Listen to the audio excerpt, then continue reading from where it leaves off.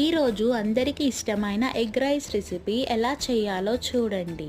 ముందు బాండీ తీసుకొని ఆయిల్ వేసి ఆనియన్స్, పచ్చిమిర్చి, టమాటోస్, కరివేపాకు వేసి కలపండి. అవి మంచిగా మగ్గిన తర్వాత అల్లం పేస్ట్, పసుపు, అలాగే కారం, ఉప్పు, ధనియాల పొడి, గరం మసాలా వేసి మిక్స్ చేసి ఎగ్స్ వేయండి. ఎగ్స్ వేసిన తర్వాత లో ఫ్లేమ్లో 2 మినిట్స్ అలాగే పెట్టి కలపండి.